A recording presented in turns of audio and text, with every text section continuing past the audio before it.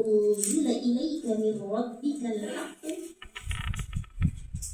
Apakah orang yang mengetahui bahwa apa yang diturunkan Tuhan kepadamu adalah kebenaran? Kita termasuk orang yang di sini. Kita semakin yakin, oh Allah Tuhanku nih.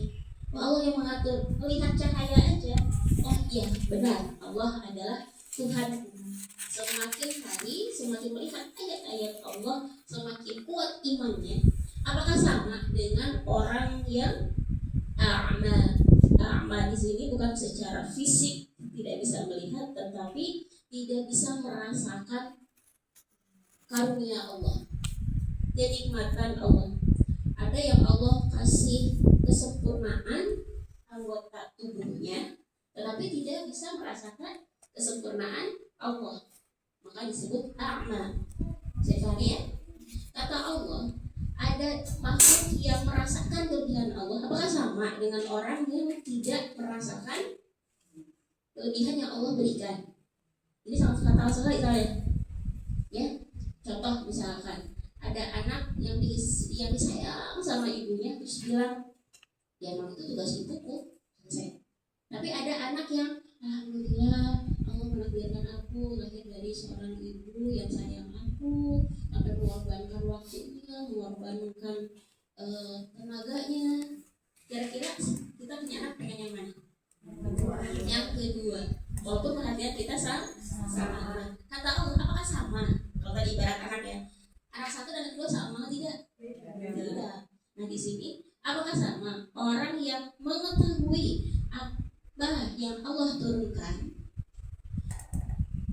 sebagai kebenaran, apakah sama dengan orang yang tidak mengetahui atau tidak melihat? Di sini disebutnya a'ma. Innama yatadzakkaru ulul albab.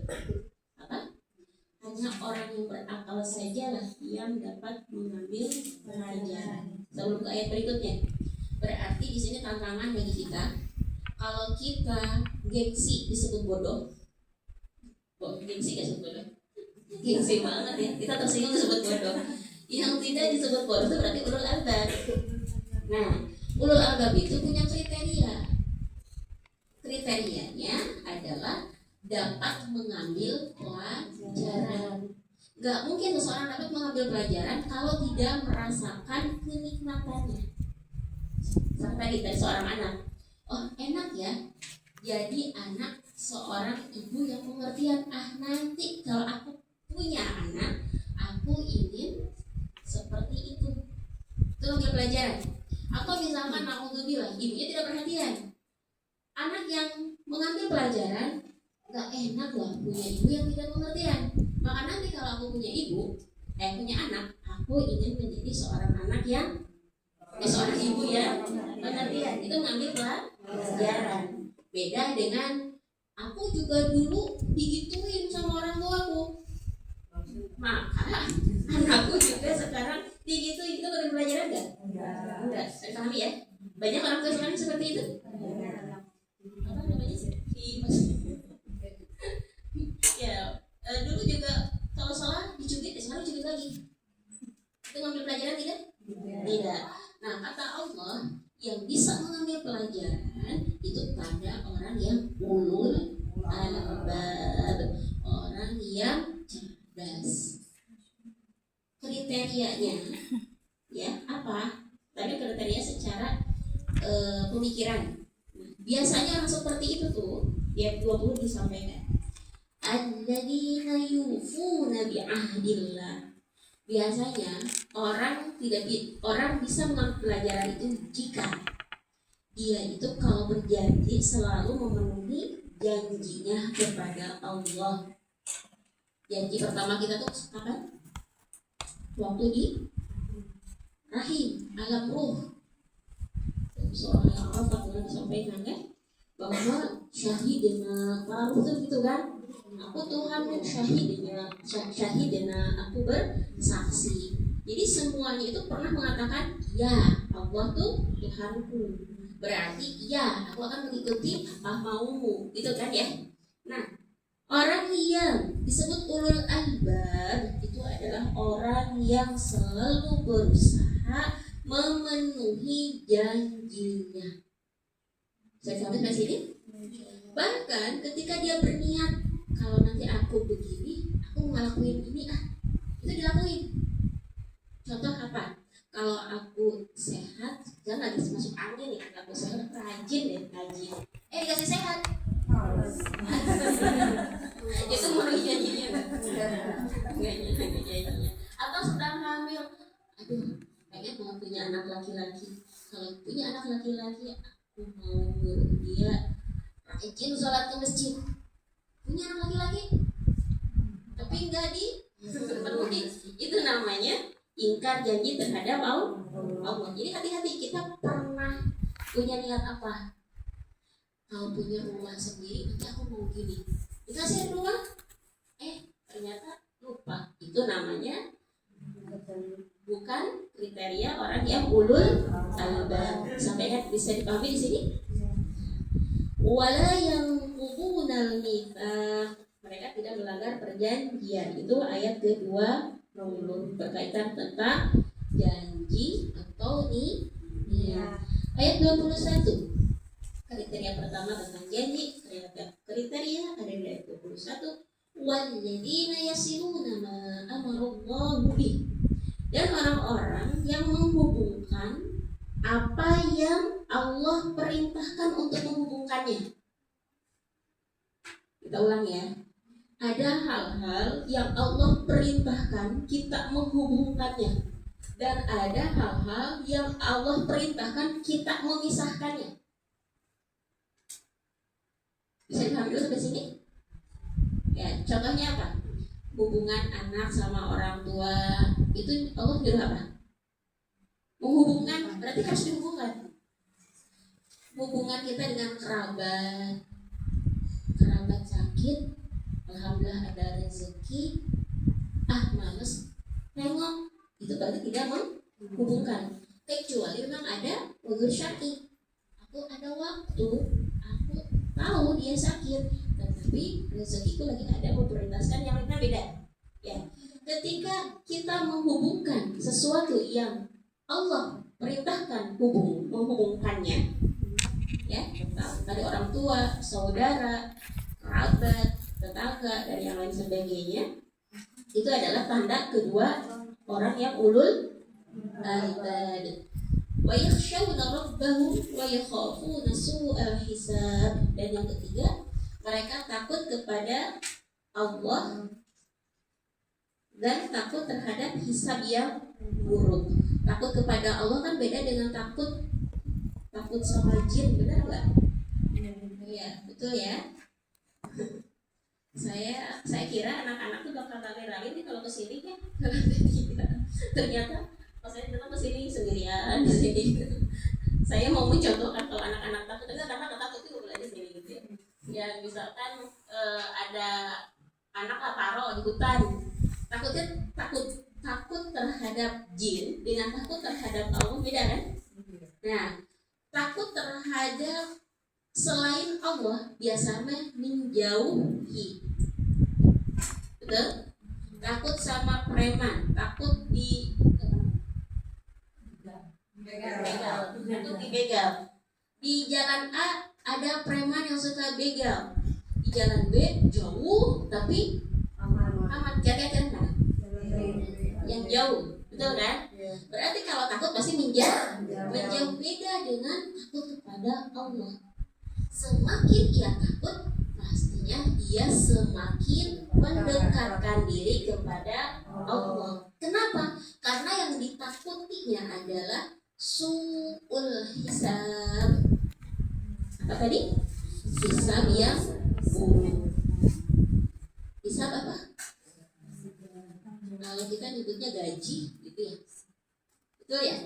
Gaji atau pahala. Bisa pahami ya? Wa yakhafuna su'al hisab. Kriterianya ada berapa? Udah 3. Ya. 1, janji. 2, menyambungkan sesuatu yang harusnya langsung. Jangan kebalikannya. Kebalikannya apa? Dengan laki-laki non muhrim itu harusnya tidak banyak berinteraksi, kecuali betul-betul penting. Ini kalau sesama kalau sama lawan jenis kayaknya akrab banget, sama kerabat kayak pura-pura nggak kenal. Mau ngejalanin berarti itu nomor ketiga di ayat 22. Walladzina sabaru, mereka orang-orang yang sabar. Sabarnya ibtigha wajhi rabbihim, karena mengharapkan keridhaan Allah. Pernah kita bahas sabar ada berapa? Ada 3. 1 sabar ketika menjalankan perintah Allah. Kedua sabar terhadap ujian atau musibah. Ketiga menjauhi larangan Allah. Pasangannya ya. Ya, sabar terhadap takdirnya Allah. Bisa kami sampai sini. Nah, tanda orang-orang yang ulul albab itu dia sabar, tapi sabar itu bukan karena manusia. Aku tahan deh amarah biar disayangi suami, bukan. Tetapi karena mencari keridhaan Allah. Nomor keberapa? 4. Kelima, wa aqamus shalah, melaksanakan salat. Keenam, wa anfaqu, berinfak, mimma razaqnahum sirran wa alaniyah. Jadi infak itu tidak harus selalu di belakang, nggak apa-apa, terang-terangan juga ya. Yang harus diatur itu adalah hati yang berinfak. Yang keberapa tadi tentang infak? Keenam. Kelima salat, keenam berinfak sebagai sebagian rezeki yang Allah berikan secara sembunyi-sembunyi ataupun terang-terangan. Yang ke-7, wa yadra'una bil hasanati sayyi'ah, menolak. Bagaimana? Mereka menolak dengan kebaikan, menolak keburukan dengan kebaikan. Ini sulit sekali ya. Minimal menghindar, jangan sampai ada orang yang buruk kita buruki lagi gitu ya, kita balas dengan buruk. Nah, di sini dilanjutkan ulaika. Kalau kita punya 7 karakter tadi, kriteria tadi, termasuk kepada orang-orang yang pada kesudahannya nanti mendapat tempat yang baik. Tempat baik itu apa? Dijelaskan di ayat 23. Jannatu Adn. Apa? Surga Adn. Kemarin kita pernah bahas surga Firdaus. Ada surga Naim, ada surga Darussalam atau Salam, ada surga Muqamah. Itu nama-nama surga. Tetapi berbeda dengan pintu surga. Pintu surga ada berapa? 8. Ada 8 pintu surga. Kalau tadi tentang Firdaus, Darussalam itu nama-nama surga. Dan yang paling tinggi adalah surga Firdaus. Kata Rasulullah, kalau minta surga Firdaus. Itu intinya. Kalau kita punya cita-cita, gantungkan setinggi langit gitu ya. Saya mau cita-citanya jangan nanggung-nanggung kita waktu kecil ya. Kenapa? Tidak nyampe di angka 100, yang minimal di 80, 70 gitu ya. Kita nggak dapat Firdausnya, ya minimal dan salam naim gitu kan ya. Nah, berbeda dengan pintu surga yang tadi disebut Jannatu Adn, itu bukan pintu surga. Ya, ini nama surga. Pintu surga tadi sudah disebutkan oleh nenek, ada dalam surah Bukhari misalnya, surah Bukhari, kitab Bukhari, bahwa pintu surga ada 8. Salah satunya adalah Ar-Rayyan. Ya, Ar-Rayyan. Dalam hadisnya itu adalah fil jannah thamaniyata abwab. Di dalam surga ada 8 pintu. Fiha babur Rayyan. Salah satunya adalah pintu Ar-Rayyan. Terus apakah ada hadis 8-8-nya disebutkan? itu tidak ada ya, tapi ini salah satunya ada ini, satunya ada ini ya, saya pahami ya. Ar-Rayyan itu adalah untuk siapa? Orang puasa, orang yang rajin puasa masuk surganya, itunya Ar-Rayyan. Orang yang sholatnya bukan hanya wajib saja, sunnah juga dikerjakan, dari pintu sholat. Ada orang yang senangnya sedekah, masya Allah, sedang sempit atau apalagi sedang lapang, senangnya sedekah, masuknya di pintu sedekah ya. Allah a'lam bishawab. Nah, kita jadinya tuh ini yadkhuluna. Orang-orang yang memiliki kriteria 7 tadi nanti akan mendapatkan kesudahan atau tempat baik yang tempat yang baik, namanya surga Aden. Surga apa? Aden. Yadkhulunaha, mereka masuk ke dalamnya, wa man salaha min abaihim, masuknya tidak sendirian tapi berkelompok bersama nenek moyangnya yang solih, ketemu di sana. Wa azwajihim, dan pasangan-pasangan mereka, mungkin yang nikahnya kalau laki-laki lebih dari satu ya sama-sama semuanya juga, kalau solihah semuanya masuk bareng-bareng juga. Wa azwajihim wa dzurriyyatihim, dan anak cucu mereka. Masya Allah, kita tidak ketemu dengan cucu kita, cucu kan masih ketemu insya Allah ya. Cucu apa? Cicit. Kita tidak ketemu dengan cicit kita, tetapi nanti di surga kumpul sama mereka. Masya Allah, kita tidak ketemu dengan neneknya nenek kita, apa? Buyut ya. Tidak ketemu dengan neneknya nenek kita atau buyut kita, tapi ternyata kalau sama-sama memiliki 7 kriteria ini, kata Allah, bakal dikumpulkan. Di mana kumpulnya? Surga Aden. Bersama siapa?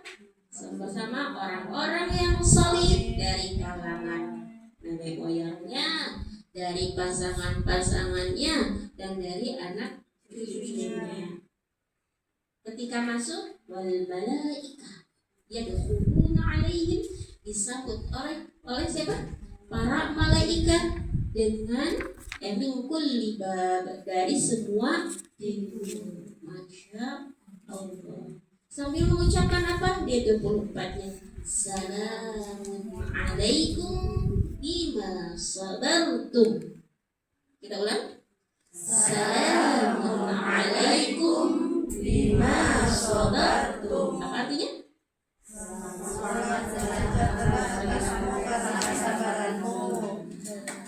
Berarti salam itu untuk siapa? Untuk siapa? Orang yang sabar. 7 kriteria tadi tidak bisa dimiliki kecuali sabar. Betul? Di situ ada sholat, kan sholat tidak mungkin bisa mendirikan sholat kalau dia tidak sabar. Lagi ngantuk-ngantuk disuruh sholat, kalau nggak sabar gimana? Wa anfiqu, orang yang sabar malas berinfak. Ngapain berinfak? Mendingan ke mall. Betul kan? Ya. Atau orang apa lagi tadi di situ? Bersilaturahmi. Bersilaturahmi mendingan ke besti. Misalkan ya. Padahal di sini arahan silaturahmi itu adalah kerabat. Bisa dipahami di sini? Insya Allah. Kata malaikat, salamun alaikum bima sabartum. Selamat sejahtera untuk kalian atas kesabaran kalian. Kemudian mengenalkan fani'ma uqbadar. Tempat ini adalah alangkah nikmatnya kesudahan tempat setelah kesudahan. Maksudnya gimana? Tempat ini lebih nikmat dibandingkan dunia tentunya. Kan sudah sebelumnya adalah dunia. Sudah itu berarti akhirat. Sampai di sini? Ada yang menambahkan dulu? Sabar mudah? Berat. Tetapi ada ada tipsnya. Sesuatu yang berat jika dikerjakan berjamaah maka menjadi ringan, insya Allah. Tidak diturunlah beratnya gitu. Hari ini disuruh tadabbur sendiri di rumah, buang ain. Kira-kira lebih berat sendiri atau rame-rame? Kenapa? Karena sama-sama doain loh, gitu ya. Tenang ya. Ya baik. Salamun alaikum bima sabartum wa ni'ma uqbat. Ya, lanjut ayat 25. Walladzina yanquduna 'ahdallahi min ba'di mitsaqih. Dan orang-orang yang melanggar janjinya, berarti kebalikan dari yang tadi ya. Janji yang telah diikrarkannya dan mereka pun memutuskan apa yang Allah suruh untuk menyambungkannya. Dan yang ketiga, dia pun berbuat kerusakan di muka bumi. Ini kriterianya tiga saja ya. Ulaika lahumul la'nah. Mereka itu pasti mendapatkan laknat atau kutuk, dan tempat kembalinya pun adalah tempat yang paling buruk. Allah yabsutur rizqa, dan Allah lah yang bisa melapangkan rizki seseorang atau membatasi rezeki seseorang. Wa farihu bil hayatid dunya, dan mereka bergembira dengan kehidupan dunia. Apakah kita dilarang untuk bahagia? Tidak. Tidak dilarang untuk kehidupan dunia, tetapi ada batasannya. Jadi cara mengukurnya adalah prioritas kita itu adalah akhirat. Ketika kita senang dengan dunia, jangan melebihi senangnya untuk mengumpulkan perbekalan akhirat. Dalam pikiran kita, oh saya senang jalan-jalan, saya senang apalagi selain jalan-jalan apa sih kita senangnya kan makan-makan atau ya. Ketika kita senang itu apakah boleh? Boleh, tetapi tidak melebihi untuk persiapan akhirat kita. Sedangkan kebalikannya, orang yang laknat itu adalah orang yang lebih menginginkan dunia. Di sini ada wa farihum bil hayatid dunya. Mereka gembira dengan kehidupan dunia. Wa man hayatud dunya fil akhirati illa mata'. Dan tidaklah kehidupan dunia dibandingkan kehidupan akhirat selain kesenangan yang sedikit. Ulang ya.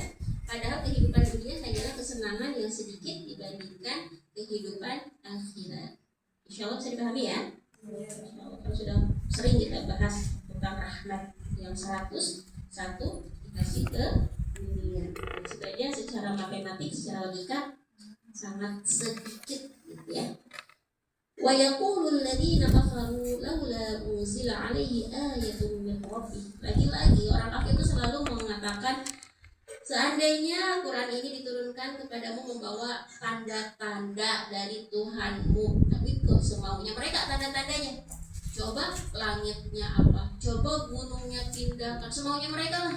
Kalau benar Al-Quran itu dari Tuhanmu, coba begini, coba begitu. Mereka sering mengatakan seperti itu. Qul, katakanlah, innallaha yudhillu man yasha. Enggak usah diladeni, tapi katakanlah Allah menyesatkan kepada siapa yang Dia kehendaki, dan Allah pun memberikan petunjuk kepada yang siapa yang Dia kehendaki untuk bertaubat. Ayat 28 ini ayat yang familiar sekali dan menjadi dalil kita ketika dalam kegelisahan. Alladzina amanu wa tatma'innu qulubuhum bidzikrillah. Orang-orang yang bertaubat itu adalah orang yang beriman dan hatinya tenang. Hatinya tenteram dengan mengingat Allah. Mengingat Allah di sini luas ya. Bukan hanya zikir Ada sholat subhanallah subhanallah alhamdulillah Allahu akbar, taklim pun, tadabbur pun sebenarnya sedang mengingat Allah, betul? Dan kata Allah, ala bidzikrillah, ingatlah hanya dengan mengingat Allah lah hati terasa menjadi tentram. Kita ulang lagi.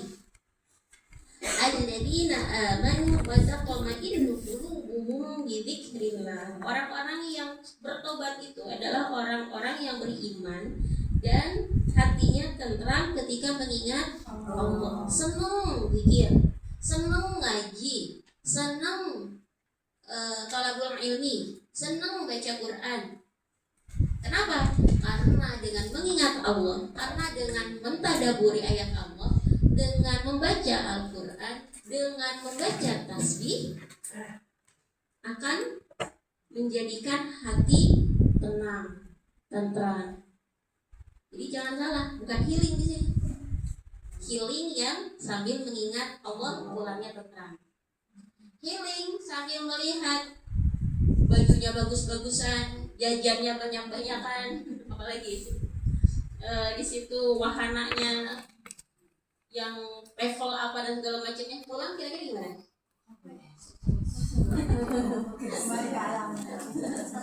Capek hati, capek kantong, capek. Karena kata Al-Quran dikasih clue di sini, kalau mau tenang, clue-nya itu adalah mengingat Allah. Kita tadabbur juga salah satu cara kita mengingat Allah Subhanahu wa ta'ala. Sampai nggak cerita ya? Kita lari dikit ya. Ayat 29. Alladzina amanu wa 'amilus shalihati. Dia ada dua kriteria, orang yang beriman, orang yang percaya sama Allah, orang yang percaya bahwa takdir itu haknya Allah.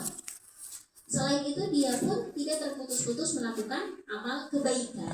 Maka kata Allah, ubalahu, kebahagiaan bagi mereka, wahusnu ma'ab, dan mereka pun akan kembali ke tempat yang baik. Udah? Jadi kalau dirangkum tadi yang dari atas, tadi yang 7 kriteria, ya, yang sabar dengan ini, itu bagian dari amal sholih. Jadi ketika dirangkum, untuk menjadi orang yang bahagia itu cukup 2, beriman dan mengerjakan amal sholih.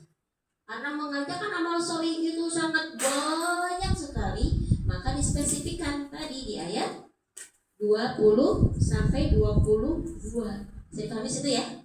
Nah, kalau seseorang itu selama hidupnya dari buka mata, bangun tidur sampai tidur lagi dalam pikirannya ngelakuin apa sekarang ya? Amal soleh apa yang ngumpulin amal soleh apa sekarang? Dan bukan karena ingin dipuji, tetapi karena Allah Subhanahu wa ta'ala tuba lahu. Tuba itu apa?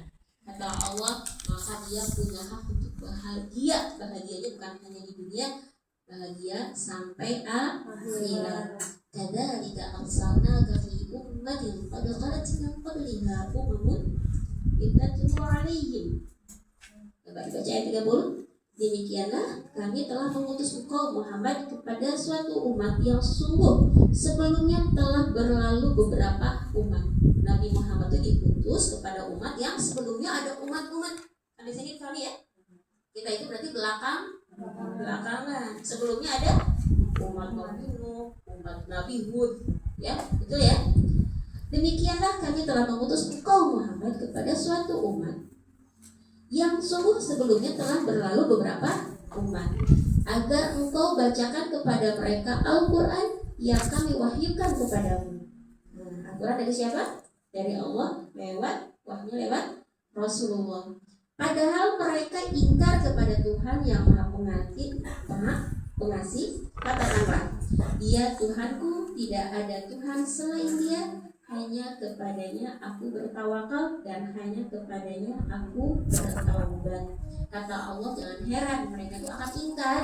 Walaupun pengalaman udah banyak kan, pengalaman yang dialami orang itu udah banyak, tapi mereka pun akan tetap ikat. Fokuslah. Satu, tauhid, sampaikan tentang Allah. Kedua, tentang apa? Tawakal. Ketiga apa? Taubat. Lagi-lagi tips dari Allah. Ketika kita mengajak siapapun di antara kita kebaikan,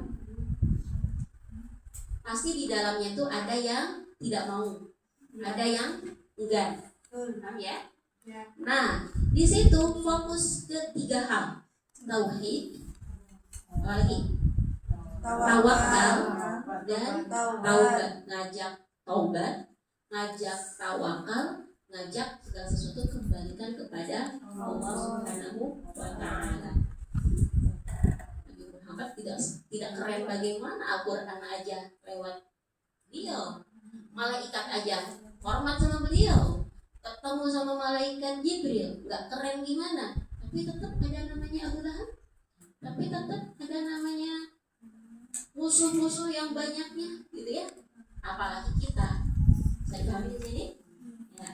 31. Walau anna Qur'an, seandainya, sekiranya Quran ini, Quran yang dibawa oleh Rasulullah ini dapat menggoncangkan gunung-gunung, atau dengan Al-Quran ini dapat membelah bumi, atau dengan Al-Quran ini orang mati bisa berbicara lagi.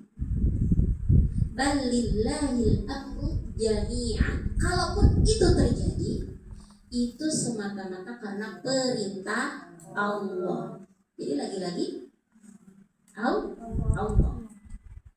Ini Quran udah hebat begini, tapi kalau Quran pun bisa membelah tadi apa? Menggoncangkan gunung, membelah bumi, dan orang yang meninggal bisa bicara lagi. Itu bukan karena Al-Quran, melainkan karena Allah. Sekarang orang pada bodoh, ya. Pergilah ke paranormal karena dia motorku ketemu lagi, dan kayak gitu ya.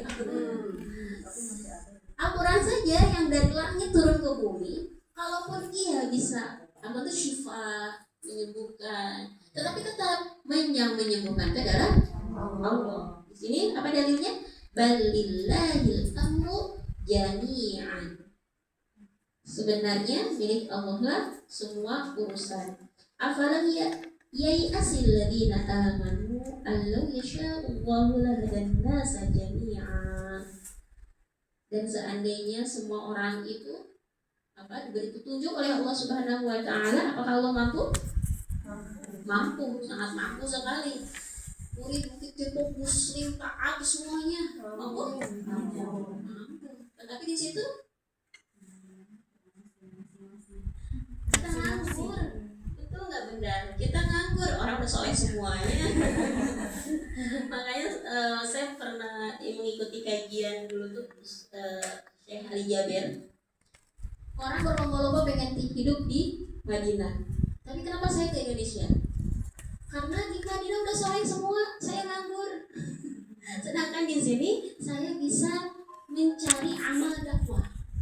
Sedangkan di Madinah amal itu nggak ada, gitu istilahnya. Udah rebutan, udah banyak orang soleh, udah banyak para syekh. Sedangkan kalau di Indonesia, walaupun kehidupannya lebih apa ya? Ya menderita lah ya daripada di Madinah. Madinah kan mau minum air zam-zam bisa kapan saja, mau mengunjungi makam Rasulullah sesama kapan aja. Nuansa sholat di Madinah itu kan khusyuknya masya Allah.